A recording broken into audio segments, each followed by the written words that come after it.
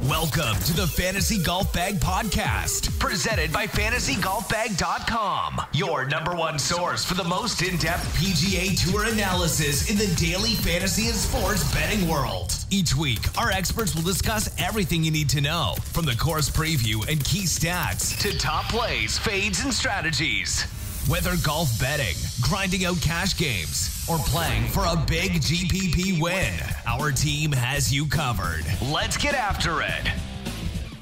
Welcome to another episode of the Fantasy Golf Bag Podcast. I am your host, Redkacheek, joined by Jacob Ray, goes by JkrayASU, and we'll be previewing the 2019 Waste Management Phoenix Open, the party tournament. This is going to be the party tournament, Jacob. How's it going, man? You excited for, there's a pretty good showing at the Farmers. Justin Rose spitting the bit a little bit early and coming back strong. And now we get the 16th, which is the most notorious party hole on the PGA Tour, bar none.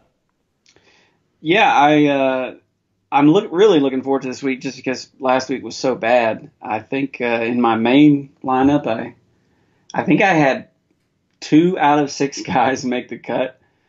That's brutal. Pretty terrible. It really was. Cantley and Answer both. They took a lot of lineups with them. They were tough to watch, and then can't recall who else.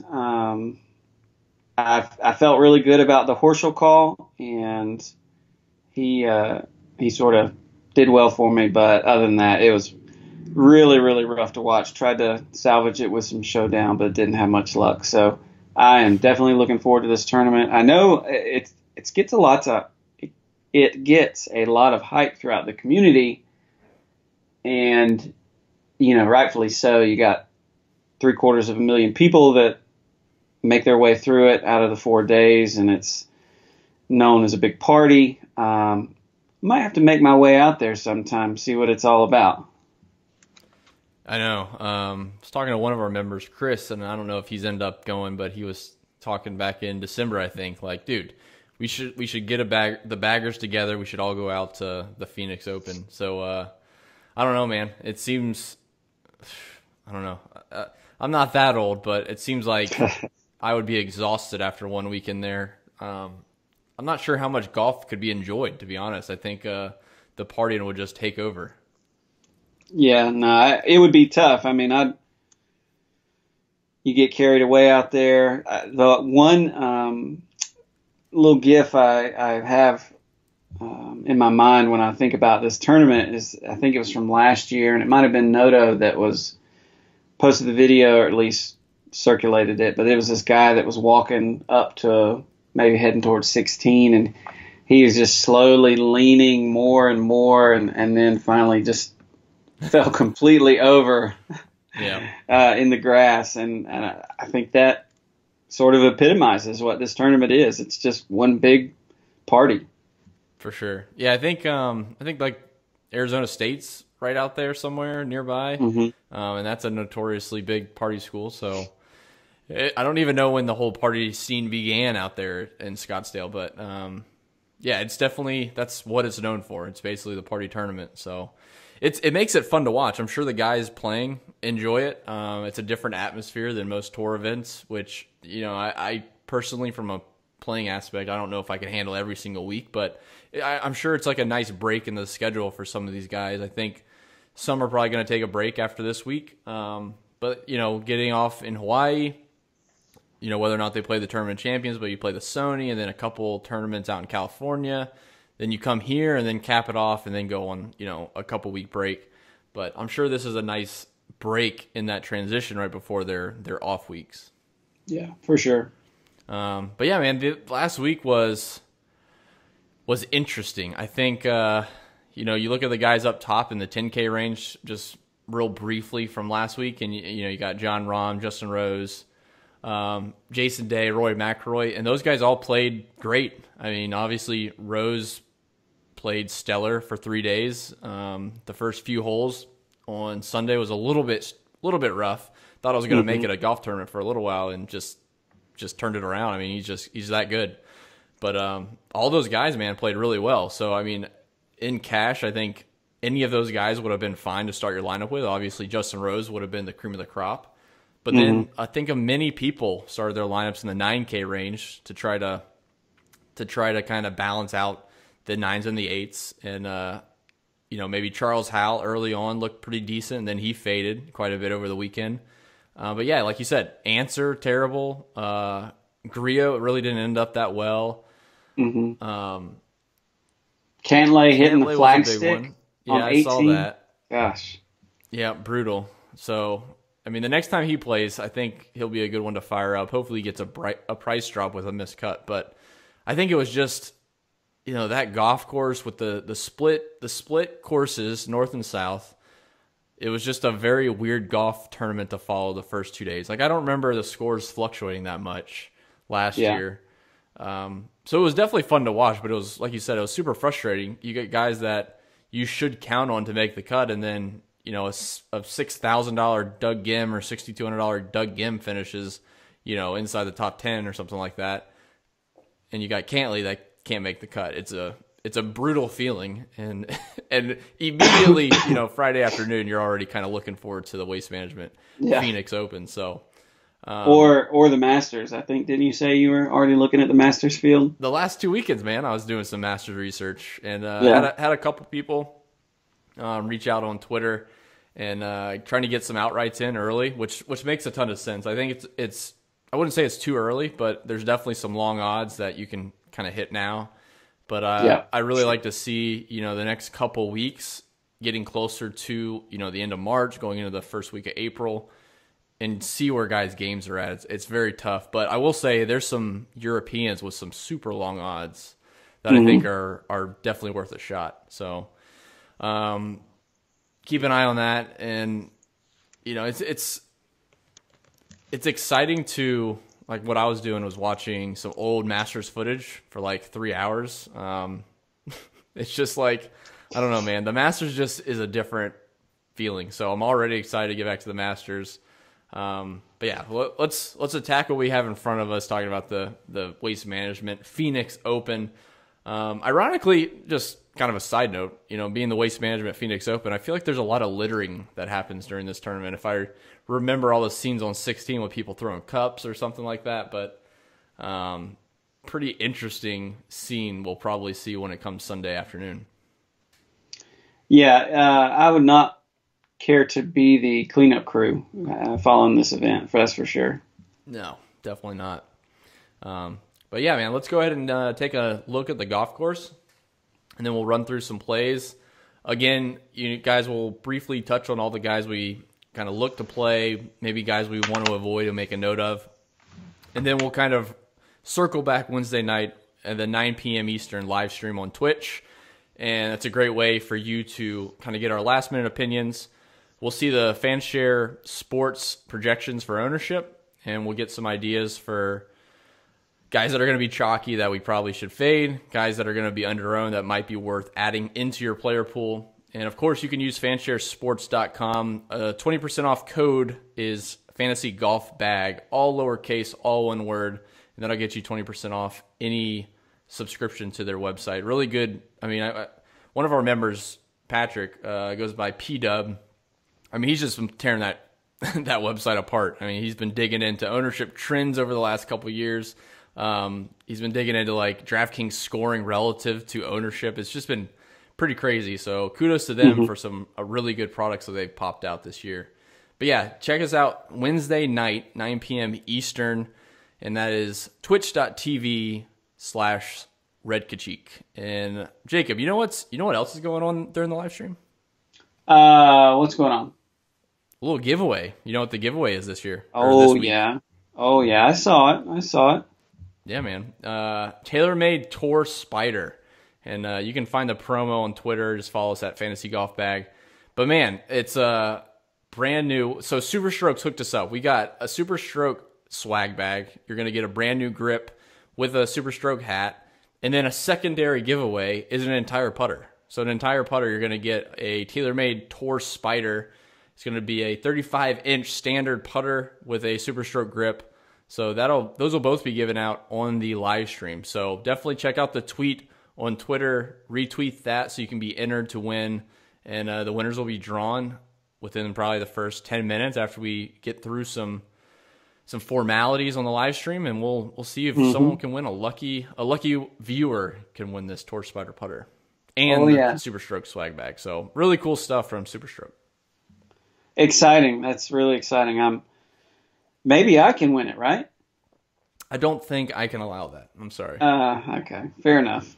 But what you can do is give us some really good picks this week so you can win something and go buy yourself a putter. You know what? I like that plan a little bit better. I'll go with that one. There you go. All right. The Waste Management Phoenix Open is going to be played at TPC Scottsdale, obviously in Scottsdale, Arizona. This course was built in 1988 by Tom Weiskopf, Jay Morrish. It's a 7,266 yard par 71. There's a little bit of elevation, so it plays at 1,257 feet above sea level. So a little bit of something to consider there if you're maybe looking at other courses around that may or may not correlate. So, one that stuck out to us earlier when we were doing some research is the course for the Greenbrier. It plays at 1,800 feet above sea level, so slightly more than the 1,250 feet here. But you'll see the golf courses are very similar as far as the length and the par. So that's something that I'm definitely eyeing. It's not going to be something I go strictly off of, but something to consider when you're looking at this golf course. There's some elevation. I think there are some guys that tend to play better out in the desert and up in the mountains out in Carolina and West Virginia. So kind of looking deeper into the golf course, this one historically has been a birdie fest more or less. So like guys don't have to drive that straight. There's a ton. I mean, there's a lot of danger. Obviously, there's water on a lot of drives. The rough should be down. Usually in the desert golf that we see at Scottsdale, it's kind of burnt out. It's low. There's really not a lot to say about the rough. It's just avoiding the bunkers, avoiding the water, and then giving yourself a ton of looks at birdie, and then trying to make as many as you can. So for reference, last year. Gary Woodland gained 3.5 strokes putting. Ches Reavie gained almost three strokes putting and finished second. It just becomes like a putting type of event. Matt Kuchar finished fifth and gained 8 strokes putting. Like, it's crazy. So, obviously putting isn't something we can rely on week to week. But I'll get to it here in a second. I'm going to include a little bit of putting, and I'll kind of touch on why and what I'm looking at. But I think, this golf course comes down to approach. You're really trying to give yourself as many looks at birdie, try to give yourself as many opportunities for birdie, and then it just becomes a putting game. I mean, the guys that putt well are going to do fine. You got guys like Siwoo Kim last year lost 6.5 strokes putting and finished dead last pretty much after the cut and gained strokes off the tee and approach. Like, it just becomes a putting game at this golf course just because it's moderately short, especially after what we saw last week. These guys should tear it apart. So it should be really fun. Birdies are definitely up there. Birdie average ranked 28th on tour at 3.65 per round. And like I said, driving accuracy is down, but the rough shouldn't be anything to be considered for you to consider. So for reference, though, driving accuracy percentage was 9th most difficult on tour. I always like looking at that, even though like this golf course you can see doesn't really correlate with driving accuracy. But yeah, it ranked 53.5% was the average. So pretty crazy. These guys are just going to bomb it, try to avoid the water. But again, they're just going to make as many birdies as they can, try to get hot. And I think you had a quote earlier as far as like bogeys or double bogeys. What was that one about? Because it kind of went hand in hand with birdies, I think. No, so it was actually referring to penalties that were taken in last year's event. And it was, in last year, out of the top 30 players, there were 3, I believe, that did not take a penalty. Yeah, that was it. And in 2017, there were only 4 that didn't take a penalty. So basically, like everyone in the top 30 is taking penalties one week or in one way or another. Exactly, and I'll touch on it in a second when you finish. But it's interesting why that is the case, and I've got a sort of an aside whenever you're done that just sort of popped in my head about it. But But yeah, that really interesting tidbit. Looks like penalties are out there. Double bogeys are out there or worse. So especially guys that can make birdies in bunches is what we're looking for. Yep, for sure. What kind of stands out to me in that stat is these guys are going to make bogeys. These guys are probably going to make a double at some point during the event. It's just a matter of can they make enough birdies to offset that. So kind of digging into the stats, and then we'll get into these players that we're seeing this week. So as far as like the penalties and the birdies go, I'm definitely looking at birdies gained on the field. I'm looking at strokes gained approach, and I'm adding strokes gained off the tee. I think off the tee is an interesting stat this week because I think most people think of driving with off the tee, but off the tee really culminates with distance. Like that's the biggest part of the equation is distance off the tee. So I'm looking at strokes gained off the tee, strokes gained approach, green and regulation. I love adding that just from a stability standpoint. And then I told you I was going to talk about some putting. I am adding putting 10 feet to 15 feet, the guys that putted the best over the last 3 events. Interesting. I was gonna ask your putting take if you were weighing that or not, and in what respect. It's very little. It's very little, but it's just enough to give a nod to guys that are putting better than half the field, if you know what I mean. Like it's basically just weighing guys that are putting awful just out. And so in that respect, couldn't you just not put it in there at all and just look at strokes gained putting over the last 24 rounds in general? Nope, and I don't want to do that. Use that? No? Nope. I think a lot of putts will be from the 10 to 15 foot range, and I want guys that at least have shown they're making some coming into this week. I think the one outlier, which I don't have in front of me right now, but was Ollie last year, finished 3rd, and he basically was in the bottom of every single stat category going into the event, and just gained a ton of strokes on approach, and ended up, obviously finishing 3rd. But looking back at guys that were coming into the event, putting well from 10 to 15 feet, they all finished, I would say, probably in the top 40, and one of those was Gary Woodland, who won the event. But it pretty much X'd out all the guys at the bottom, which I would like to do, excluding Ollie, which honestly, man, if I miss an Ollie Schneiderjans that's going to finish 3rd and, what's he going to be, 1% or something, that's not going to kill me. I'd rather just knock out 40% of the field that I think will finish in the bottom 40%. And, if 1 or 2 of those guys finish in the top 10, so be it. Just like last week, we saw Taylor Gooch was a little bit more popular, but we had Doug Gim popping up. Hank Lebioda was popping up. Like, those guys don't kill you in GPPs. They certainly help you if you roster them, but those aren't the plays that kill you. It's the Patrick Hantleys that kill you. Yeah.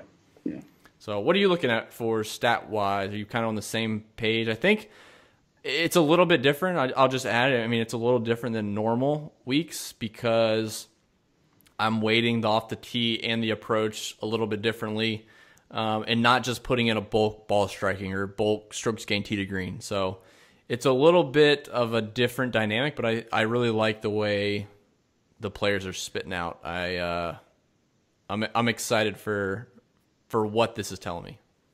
Yeah, so the first few things that I included, I've got approach, obviously, ball striking, birdie or better gained. One thing that I was looking at was proximity, just because I know we talked about it earlier, but green size, I think, is above tour average here. And that was something we were trying to clarify a little bit earlier, but that leads me to not leaning as heavily on greens in regulation because they're easier to hit, but it's throwing me more the other way where I want to focus on guys that can get it, within X proximity as opposed to just getting it on the green. Maybe get it in that 10 to 15 range that you're talking about for putting, at least. So I've been trying. The first one I put in on my first model this morning was proximity 125 to 150. I think I was telling some guys in chat earlier, I might be moving it to 100 to 125. I just need to look at the holes a little bit more and try and get a feel for what guys are going to have left on their approach shots in. I think I'm sort of 50-50 between those two right now, but I will definitely include a proximity in there. Yep. So let's talk about proximity for a second, because I don't want to burst your bubble or anything, but let's just talk some proximity statistics for a second. Like, guys that are grading well in proximity doesn't necessarily mean they're consistently grading well in proximity. They had, a couple good shots that they either made or they hit it really close. Like last week's Justin Rose, his proximity numbers probably weren't that great compared to, Jason Kokrak.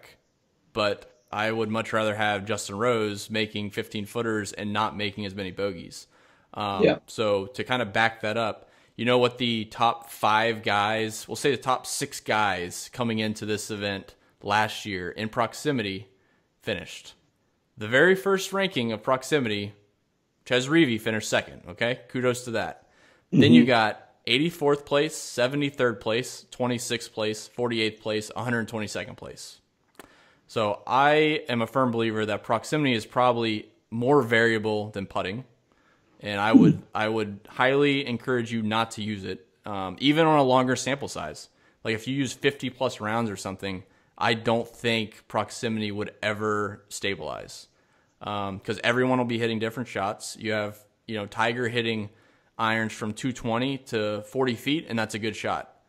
If some guy hit a bad shot to 5 feet on that one hole, it looks great. But then the rest of the event, Tiger's hitting wedges inside 10 feet. So I think proximity is a very noisy stat. So you're more than welcome to use it. But I don't think proximity is as predictive as you would want it to be.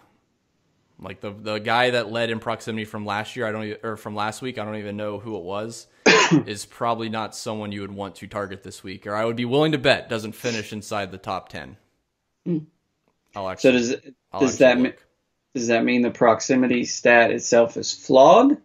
No, the way they gather it? No, they gathered it right. But in the course of a round of golf, if you and I played, and let's just say that I beat you in a round of golf, but let's just say you have 2 shots, like one par 5, you hit it in there 15 feet or something like that. And, I didn't hit any shot inside 30 feet, but I didn't miss a single green. Do you think your proximity numbers would be better than mine? I would argue that they are. If you missed, 5 greens and then you had, one shot from 240 that was inside 10 feet, your proximity numbers are way higher than mine. Mm-hmm. So I don't think the way you gathered is wrong, but I don't think it's as clean as you would like. That's why I don't think people give green and regulation as much credit as they should. Because if you and I played and my green and regulation number was 17 and 18, 17 greens out of 18 or 18 out of 18, and your strokes gained approach will say, or proximity even, is higher than mine, who played better? Yeah. So does that mean that you're weighing greens and regulation more this week? I'm weighing greens and regulation. I wouldn't say I'm weighing it more. I like to use about the same number each week. But like I said, I think green and regulation, there's not a single shot in a round of golf, well, probably 99% of the time. Just food for thought here. I think this will get your wheels turned a little bit. I don't think there's a single shot in a round of golf for a professional golfer where he's not trying to hit the green. But I would be willing to bet there's around 30% of the shots in a tournament that they're not going out of pin. So why would you want to weigh those shots he's not going out of pin? Yeah, no, I know we had that conversation about how, for that very reason, approach wasn't accurate because they're not always going, they're not aiming at the pin. Like you're taking a yard, or you're taking a distance to a target that they're not going at. So that would be my argument. So I think strokes gained approach is fine because there's enough sample, but I think proximity is a very noisy stat. It's I would just be very cautious to use proximity against the field going into an event as like a key stat. I think maybe it's something to look at, but it's, if you want to look at it from a specific yardage, then that's fine. But still, guys are going to have different yardages in. Like it's just very.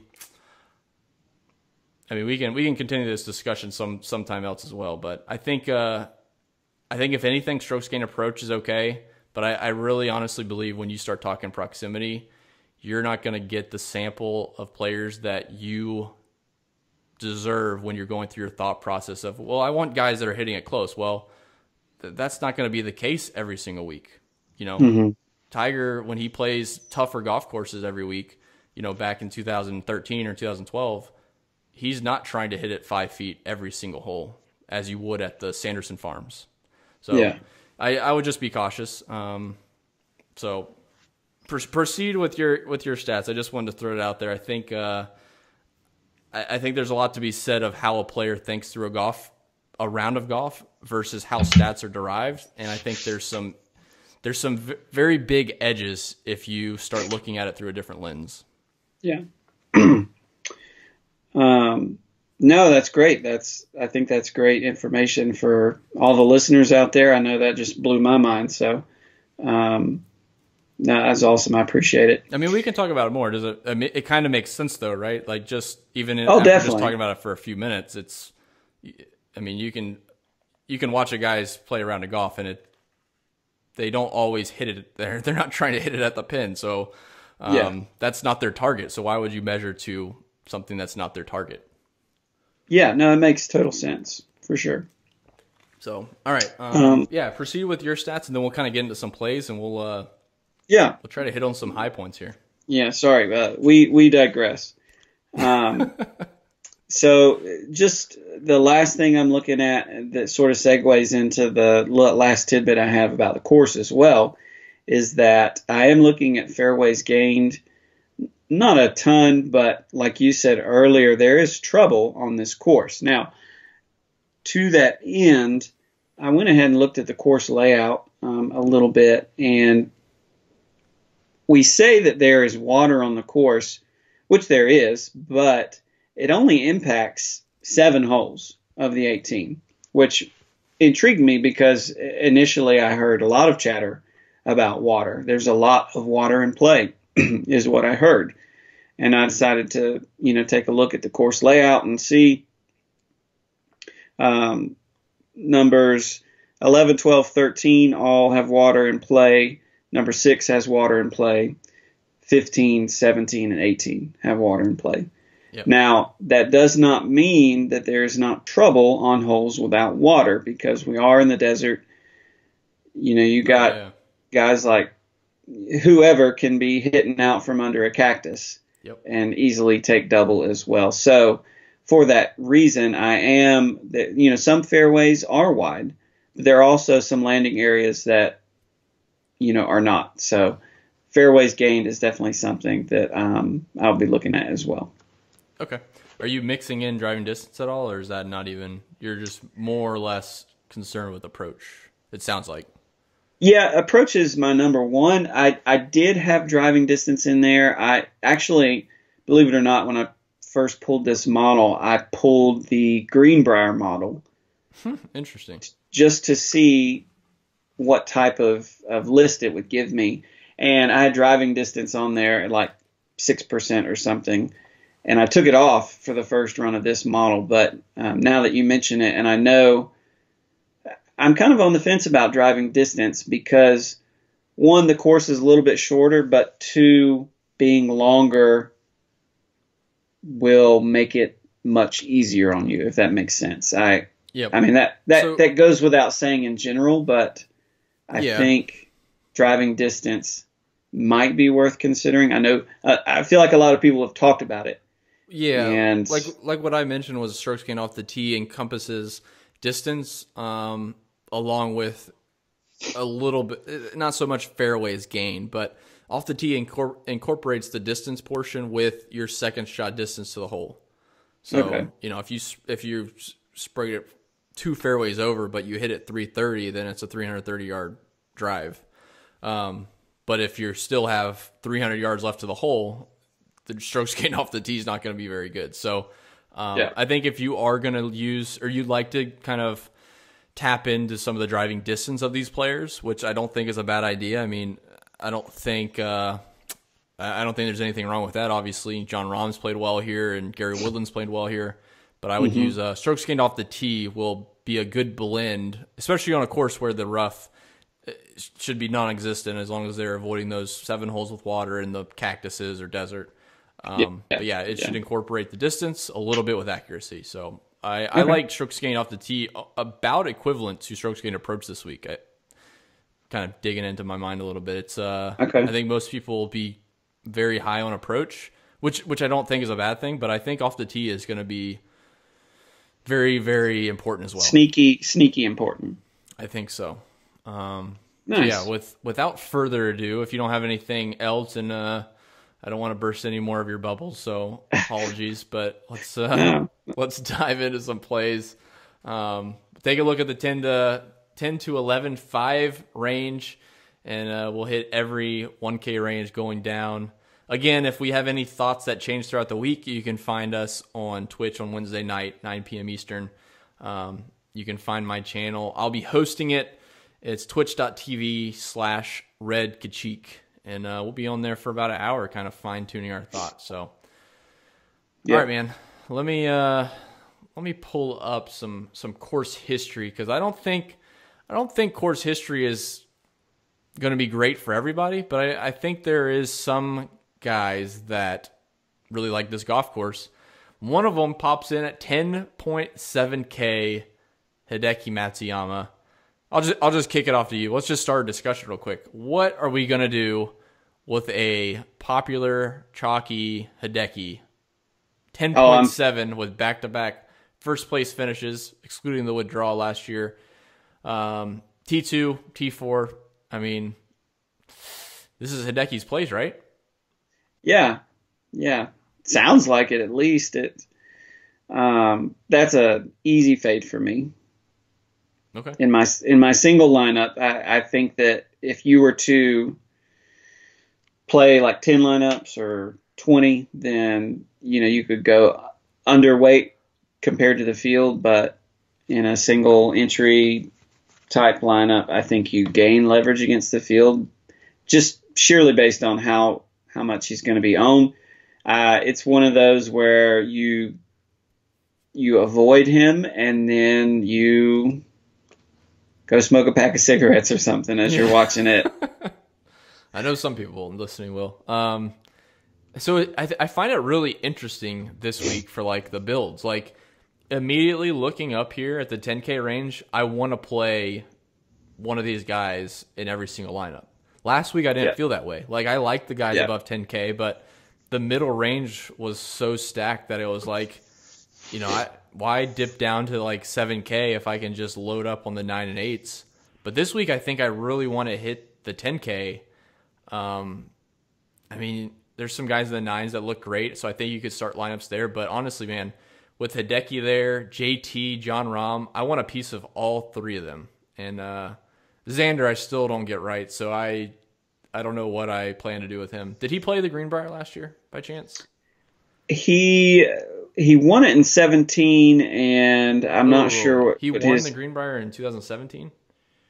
He did. Oh no, I do not know his 18 result. I've got it right here. That's not ideal if he won the Greenbrier. Okay, he was 21st last year at Greenbrier, and he won it the year before. And he finished 17th here last year. So Xander's probably due to win this thing, huh? Potentially. He'll be the one guy I fade, and he'll end up winning it. Well, I will say that he obviously is the under-owned individual in this range. He's coming in at 11% right now. It's still early. It's still still very early. It is, but initial projections. Don't get me wrong. I think he will be the lowest owned in this 10K range easily. So that's interesting. I think I think Xander's a really interesting play now. Now, because we kind of, at least I built it up in my head as far as the Greenbrier correlation. You got guys like Kevin Na that have played decent here. Guys from the desert have done well, but man, Xander. So this is his. Let's see, played. So he skipped the Sony, right? Mm-hmm. And he skipped the desert. Okay, so this is only his second event in a row. I like Xander quite a bit now. Now that I don't think I've ever liked playing Xander. So statistically speaking, when I first looked at the 10K and above, and then we can move down because I don't want to dwell on the studs of the field because they're studs for a reason. Of course. So I think JT is very interesting. We haven't seen him play. His two finishes that he didn't miss the cut of this event or T17. So, I think if anything, I would probably just fade JT. I really like John Rahm off of last week and the week before. I feel like he's trending in a direction where he's getting more and more pissed off. He's going to win. 11.5 is a bit expensive. I certainly will grant you that. But I think if I were picking in the 10K range, I think I would have a taste of John Rahm, Hideki for sure. He might even be slightly higher than Rahm just at the price. And then I got to take a piece of Xander now that you mentioned that, man. He's playing solid too. Last week he gained 2.5 strokes tee to green. He gained 3.5 strokes putting on that POA. Do you know his split on Bermuda by chance? It's neutral. He doesn't have an advantage or a disadvantage to the field. I don't look at putting. I don't worry about splits as far as the grass too big unless it's a huge difference. POA maybe, if anything, is pretty bad. But if someone doesn't putt great on bent, it's probably a small sample size. Everyone will putt good on bent at some point. But yeah, so I'll kind of leave it at that. I think Xander, now that you mention it, I might go overweight on him in GPPs because a very strong iron playing Xander off of last week where he drove the ball so poorly, still scraped it around decent. Going to this golf course, one tournament with 4 rounds under his belt.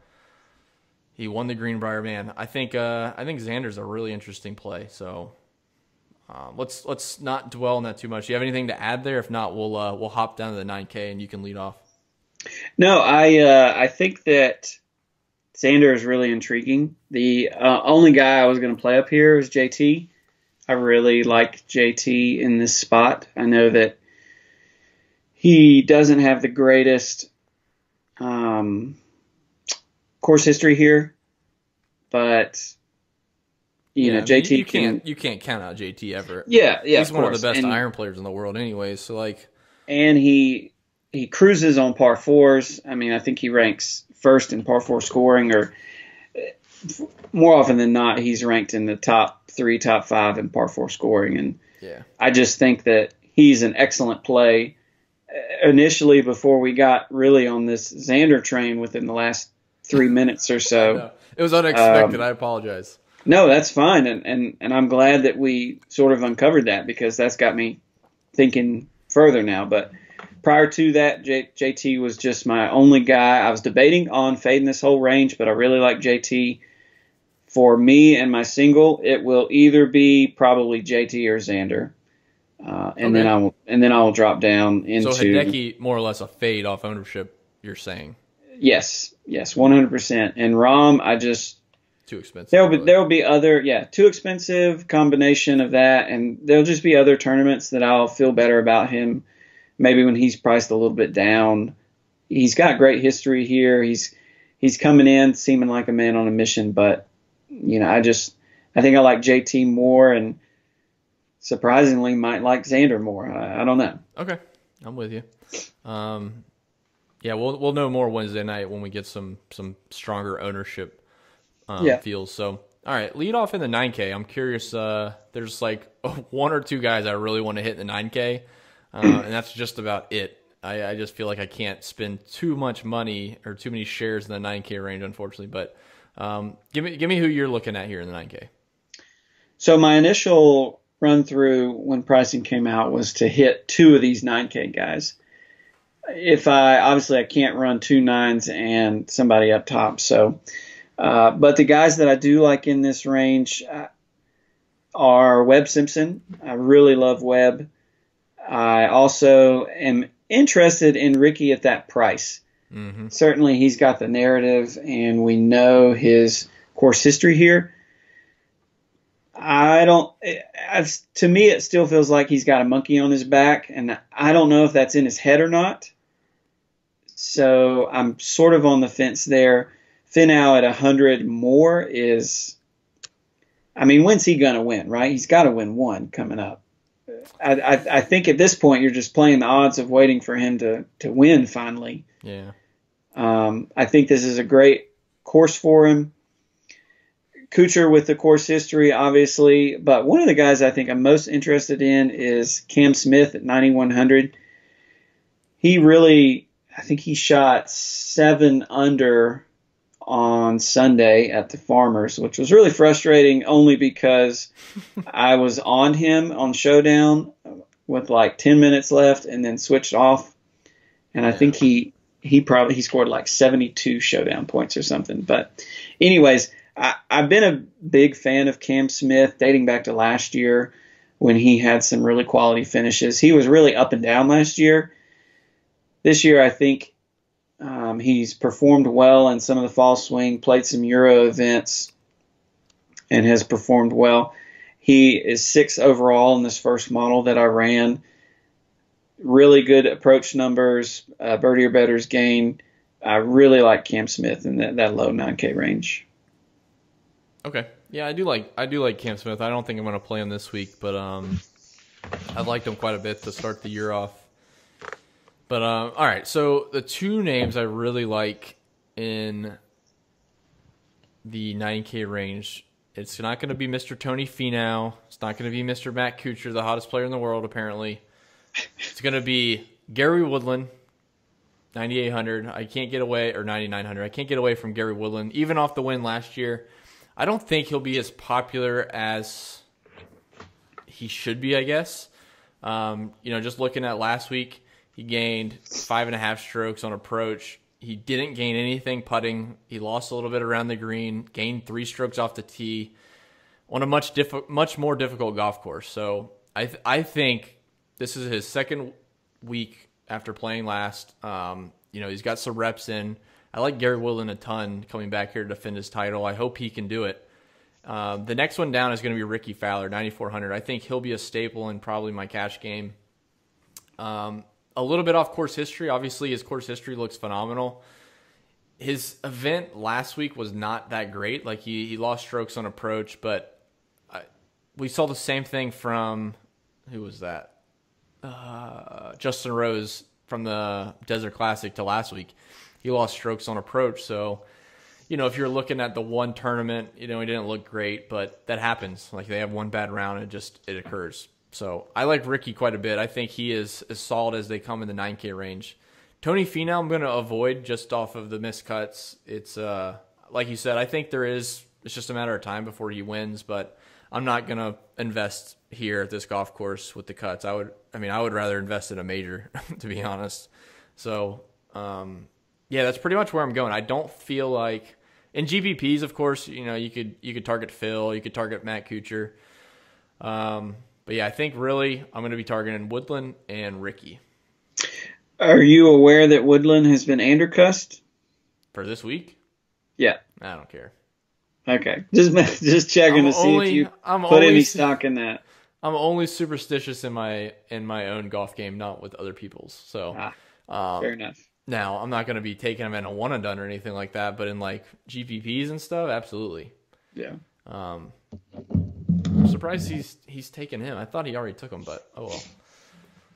All right, so dropping into the 8K range, we'll kind of keep this going. It's really tough to get away from Ben On at 8,600, and then Ches Reavie at 8,700 right above him. I don't feel like Horschel. I have a tough time chasing him when he's had a couple decent weeks. And then Bubba, his course history from, several years ago looks awesome, but we haven't really seen him play either. So I have a tough time playing, a Bubba Watson at 8,900. And, last time we saw him was the Tournament of Champions, and he played pretty bad. I think he finished last. And then the Sony, he missed the cut. So yeah, I just get to a point with some of these guys, man, and it's a GPP darts, even as good as they are. There's nothing to go off of. at least personally. So I think Ben On is a super strong play. He should be low owned in Ches Reavie. I think Alexander Norn's an interesting bounce back. And then if I had to drop down, I mean, I'll just touch on a little more. Alexander Norn killed me last week. He was he shot 4 over the first day. He shot 4 under the second day. Like, he started off so bad on Thursday. Had he just, shot even on his first 9, he probably would have made the cut and made a charge to finish, in the top 20, which would have been fine. But yeah, he just was awful. So I think it's an interesting bounce back for him. I'll definitely have him in GPPs. And then Daniel Berger, I like quite a bit. He obviously has extremely good course history. His last 3 showings was a T10, 58th, a 7th, and an 11th. I think his iron play starting off the year has been super solid. So 8,200 Daniel Berger, sign me up. Interesting. I thought surely why you always say interesting? Because you're an interesting guy. I thought surely you were gonna drop down 100 more and play your favorite golfer. Yeah. Dude, I can't stand Brant. He's getting more and more sunburnt. It's just ridiculous. And he didn't play good last week, so I tried playing him. He's a great wind player, Drew. Well, if he makes it to the cut, he'll have some wind on Saturday. We'll touch on that on the live stream as well. It looks pretty bad this weekend. But who are you looking at in the AK range? I feel like it's pretty cut and dry for me. This field, it's probably as stupid as it sounds. Like, the weaker fields, it seems easier to digest these players and I'm not going to play, I'm not going to play Andrew Putnam. It's so much easier than saying Abraham Ancer at 8,200. I'm not going to play him. How can you say that? I wish I said that last week, obviously, but I'm just saying the weaker fields seem easier to break down these mid-tier ranges. So who are you looking at in the AK range? So I also am on old Benny On. He looks awesome statistically. And the one thing that creeps in my mind is that wrist injury that he had, but I think we're far enough removed from that to really be in consideration. Mm-hmm. But he ranks well in my model. Old Ches actually ranks really, really well in this first model, 2nd overall. Really good ball striking and approach numbers. Yeah. Not surprising there, obviously. And then following up on that T2 last year. So really good play there. I think 2 things real quick. I'll let you finish. Ches Reavie, I think if you're hesitant about some people, I think Reavie's an okay fade. He had some really bad showings at this event in the past. And then when you look back at 2018 showing, so I'll pull up our historical strokes gained stuff real fast. He gained 6 strokes around the green last year. I mean, just unreal. So here you go. So Mr. Ches Reavie, so around the green last year, Ches Reavie gained 6.2 strokes. He gained 2.7 strokes putting. I feel like he did a ton of stuff around the greens. I think he had 3 eagles. It just seems not something I'm willing to chase. I think he's a fine play, but I don't think seeing the second place really tips the scales. I don't think it should tip the scales. I think there's still a little bit of suspicion. The 3 missed cuts, he's played decent during those time periods as well and missed the cut here. So I think he had a fluky-ish finish last year. So just kind of keep that in mind. And then real quick on the Ben On call, because I did mention him. I just wanted to follow up. He's been playing over in Europe, so most people in the States may not have known he's been playing, but he played last week and finished 12th in Dubai. He played the week prior and missed the cut by 2, so okay, it's his first event back for the new year. He missed the cut. Okay, a little rusty. Last week, he played really solid, finished 12th. So coming to this event, I think, with a 6th and a 23rd, I think Ben On is super strong. And I don't think people will be as hot to play him just because he's been playing over in Europe for the general public. So proceed. I just wanted to mention those two points. Okay, so the last guy that I have interest in is in between the 2 guys you mentioned, Mr. Cam Champ at 8,300. I have avoided Cam Champ the entire fall swing. Everybody was on him, talking about him. think he won one of those events, didn't he? Yeah, Sanderson Farms. Yeah. So really up and coming golfer, and he is sort of pulling my interest that way. He ranks out really well. First birdie or better gained in the last 24 rounds in this field. 16th ball striking. His approach has not been great, but he certainly got the caliber of player that he can turn it around. So yeah, I think that, he's a really interesting play. Obviously no course history here to go by, but then again, we're, playing guys that have 3 or 4 miscuts in a row because of their current form or something like that. So yeah. I think that, sheer talent alone, Cam Champ is a very, very interesting play. Definitely worth considering at 8,300. I think GVPZ is a good play. I really like the coming off a miscut and playing the next week. There's usually a little stigma there for like in their mind, so I kind of like that, especially for that kind of player, like a Tom Hoagie or no thanks. But you get a Xander, or like if Patrick Cantley was playing this week, sign me up. Those guys after a miscut usually are head to the grindstone, as they say. And I like those bounce backs. So yeah, I think Cam Champ's an interesting GBP. I have a tough time mentioning him for cash, but I think you're spot on there. Yeah, no, and that's all I've got in that range. Okay, cool. No Berger? I normally like Berger. If he's going to be popular, I probably won't be on him. I may wait and see how that ownership looks on him. I don't think he'll be that popular. Just the miscut last week, I have a feeling people have forgotten. If he had finished 12th last week again after the 12th at the Desert Classic, I think he would be a bit more popular. But, we'll see on Wednesday evening what his ownership comes out to. But I think Cam Champ should get a little more ownership, even though they both missed the cut last week. I just think the name pulls a lot. So yeah, fair enough. No, but I have some interest in him, certainly. Okay, sweet. Let's go and touch on the 7K, and then we'll finish off with the 6K here in just a moment and get you guys out of here. So who you looking to play in the 7K range?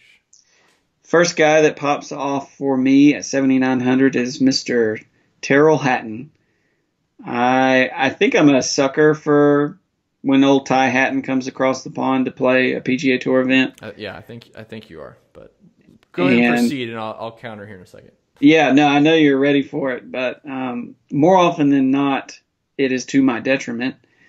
But last 24 rounds, he's 10th in my model, 9th tee to green. Approach is not terrible, 23rd overall. Birdie or better gain, 14th. And keep in mind, these are PGA Tour events, which actually I think they might be skewed a smidge by the way that he finished the 2018 season, 10th at the PGA, 20th at Northern Trust, and 12th at actually all of those are. He finished 14th of the CJ Cup too, right? Do they include those stats? I assume they do. Well, those are blacked out. Okay, never mind. But yes, I just now looked at it. His last 4 events of 2018 FedEx Cup were all essentially top 30 finishes with, a T10, a T12. So that's why those numbers are skewed. He did play twice on the Asian swing at CJ Cup and HSBC in China. He finished 14th and 22nd, respectively. He also has had some decent finishes in the Euro. He finished 2nd at the Alfred Dunhill Links in November. He's got a miscut in there somewhere. I want to say he miscut like 2 weeks ago. Yeah, he finished like 38th this past week at the Dubai, and then at Abu Dhabi is when he missed the cut. So. Yeah. I think he's fine. GPP, I would rather play guys I've seen play over here. He hasn't shown a ton of form. Like, he's rating really bad in a lot of the key stats that they're traditional stats, but the key stats that the European Tour keeps, he's not rating terribly well. He's gaining strokes putting, which I guess would be a positive, but when you're hitting the ball so bad and you're gaining strokes putting and finishing 38th and missing cuts by a shot, it's not something I would try to target. So, yeah, I mean, he could certainly just turn around. Maybe he comes to Scottsdale and goes to Arizona State and has a blast at the college and has a ton of fun and plays good. I don't know, but I personally won't be trying to go for that. Who else in that kind of high range, I guess, in the 7K range are you eyeballing? I mean, there's some good names now that we see. It's a weaker field, and you see a Zach Johnson 7,800, Keegan 7,800. Like those are Ryan names Palmer. I usually try to hit. Yeah, Ryan Palmer after his performance at the Farmers, which wasn't terrible. I think a little underwhelming for him. Probably he had a rough third round, I believe. Then we've got Answer coming off the brutal 3-foot birdie miss to miss the cut. And then you got guys like Griot, Party Marty down there. You got the golden boy that everyone is wanting to play now, Taylor Gooch. Not even talking about Neiman, which is way down there at 7,200. But for this range, I mean, there are just so many options in the 7K range. Realistically, I think the choices for how well you do this week will not come from how you choose, 8K and above. It will come with how you play the 7K range. Yeah, I agree. I think the guys I'm really looking to play are kind of the low end of the 7K range, so I'm interested to see how my lineup construction goes this week. I think, if I want to build a couple lineups and start up high, let's just say Xander, for example, I would probably come down here and pick the two guys I want to play in the low sevens, and then see what salary I have left. Instead of trying to force, what I don't want to do is, I don't feel like I love the guys in the high sevens way more than the guys in the low sevens. So what I don't want to do is land on, let's just, for argument's sake, Terrell Hatton 7,900. Let's just say I have 7,900 remaining for my last spot, and it's like I really want to plug in Sung J M at 7,300. Dude, mentally it's tough to save $600 on a hand-built lineup. So I would rather just jump to the bottom and get those out of the way. And if, at the top range, if I'm, grab a Matt Kuchar at 9,200 instead of someone else at, 9,600, so be it. I can save the money up there. But it's really tough in the 7Ks when they're loaded like that to force yourself to pick your better play, at least in your mind, because you want to spend the salary. It's just kind of human nature, I guess. You want to kind of max it out. So I really like some of the bounce back plays in this range. What's interesting to me, so the name that I really want to play this week, and it's almost from a GPP mindset, I guess, and I'm not really afraid to do it in cash either, but like Abraham Answer after last week, like you said, he missed a 3-footer to make the cut. He grades out really well, greens and regulation. He's third strokes gain off the tee. He's 44th in strokes gain approach, so kind of like middle of the road there. He rates out really bad on birdies, so that like kind of scares me. I don't know if it's maybe just putting regression coming, I hope. I don't know, but it's like he grades out super good, and then, well, you need to make a lot of birdies this week, and he's grading in the, 70, he's like the bottom 75%, or like the 75th percent worst in the field. However you want to describe that. So I don't know how you feel about that. Like last week, Nick on the podcast talked about bogey avoidance quite a bit, and I think that was key. I mean, you got a guy like Justin Rose, who probably is the king of bogey avoidance over the last 5 to 10 years, ends up winning it. And this week I feel like birdies is pretty big, and a guy like Abraham Answer I want to play ranks 116th. Like, that kind of scares me off. Yeah, I don't know if it should or not, but so you kind of hit on the head. The guys at the bottom range I really like quite a bit. So Sung J M has never played here, but again, he's playing super solid. He's a little bit concerning because he's getting to that stretch of this first part of the season where he's played a ton of golf. And that makes me nervous. If anyone's played golf, one round of golf is, I wouldn't say exhausting, but like mentally it's tiring for sure. These guys are traveling, they're playing, 5-6 hours a day, then they have practice. And he's done this from Hawaii to California, and now he comes to Scottsdale. Like, not to scare anyone off, but that's usually not like that. Fourth week can be tough, especially with that much travel for a rookie. So I really want to play Sungjae, but I'm nervous at 7,300 to kind of pull the trigger as much as I really want to. But Neiman is the guy you mentioned, and I think Neiman is super interesting. Coming off of the good showing at the Greenbrier that we kind of mentioned could be comparable. I think Neiman's a great play at 7,200. I think this is a very good golf course. It's not that long. You know, he's a good driver of the golf ball. He rates out great off the tee. Strokes gained approach, he's 16th in the field. Like every single category, he's not bad in any category, and he rates exceptionally well off the tee and approach. So two of the things that I feel really good about. He's also 24th in opportunities gained, which from your perspective, as far as hitting it close, I think is relevant when you kind of incorporate the strokes gained approach. So he's 16th in approach, 24th in opportunities gained. I like Joaquin Neiman a ton at 7,200. Okay. And I'll leave the way for you in the 7,200 range if you want to hit on your guy. Yeah, no, that's great. I love Neiman also. I think I needed a week to calm from him prior to that at the desert. But no, my 7,200 guy is Mr. Lucas Glover. I think he was outrageously underpriced.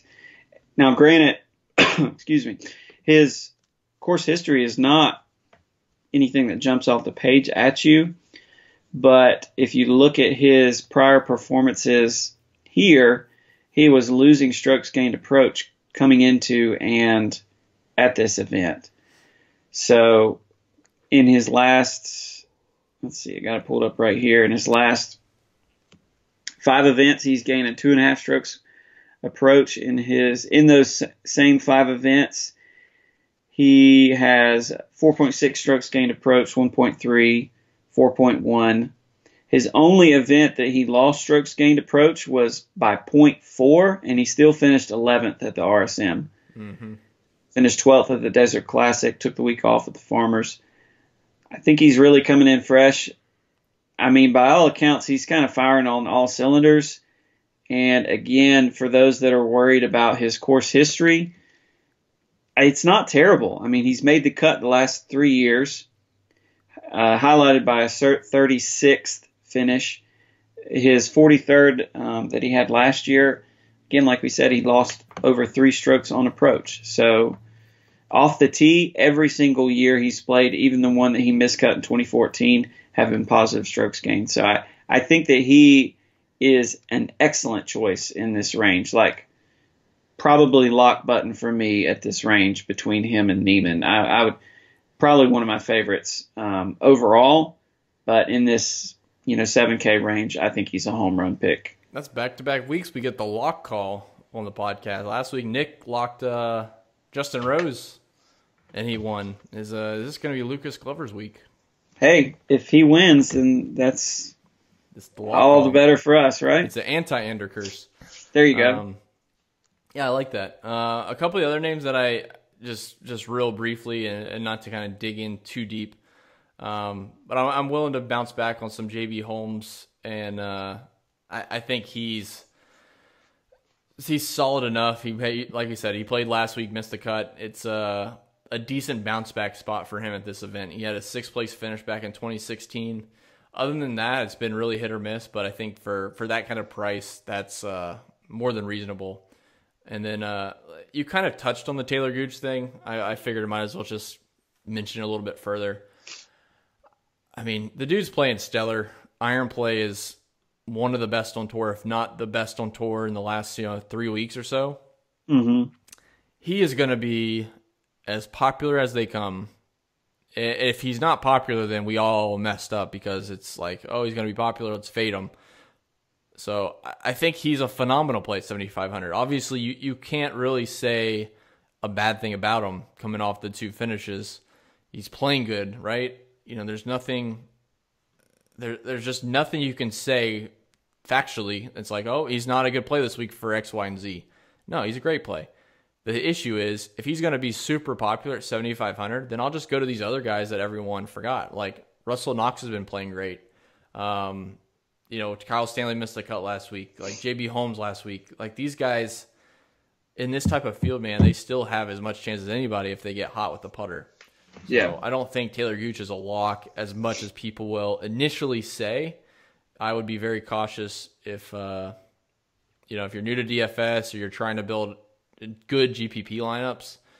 Be very, very cautious of falling on Taylor Gooch too much. I don't think it's bad to play him, but I think, like you just mentioned, Lucas Glover being a lock. I think that's great. I don't think he'll be that popular, but Taylor Gooch, man, there's just too much hype riding. I can't buy into that. Yeah. So, all right, let's hop down to the 6K range. We'll get these people out of here and on to the rest of their week. Looking down further in the list, there's not a ton in the 6K range that really jumps out at you. I know there's one low kind of mid-range, I guess, that I do want to hit on before you do. Sam Ryder, 6,500, man. I have to play me some Sam Ryder, 6,500.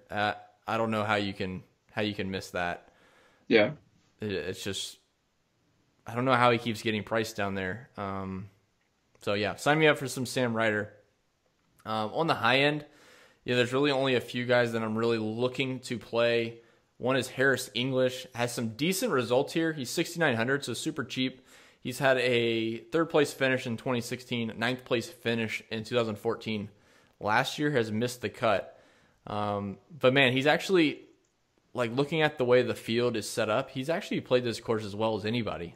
Even, guys like Hideki, not quite on the level of Hideki, obviously, but, we'll say a Ricky Fowler. Harris English has played this course well. Granted, it's been missed cuts in top fives, but I like Harris English at 6,900. And then Joel Damon at 6,800. I think it'd be foolish not to mention him. Obviously playing great still after last year. He played really good at the Greenbrier last year, if I'm not mistaken. Was that one of the events? Yeah, he finished 5th last year. Yep. So yeah, Joel Damon, 6,800. Sign me up for that. And then outside of that, man, there's just a lot of sprinkles. There's decent names here with Molinax played decent last week. Yeah, Stuart Sink. Patrick Rogers, I think in GPPs, this is a great week to put in 20 lineups or something and spread out a little bit down here. So any that stand out to you as you're looking for single entry or 3-max type stuff? Any down here besides the ones I mentioned with Ryder and Damon that really kind of jump out to you as diamonds in the rough, I guess? Yeah, so I've got three guys that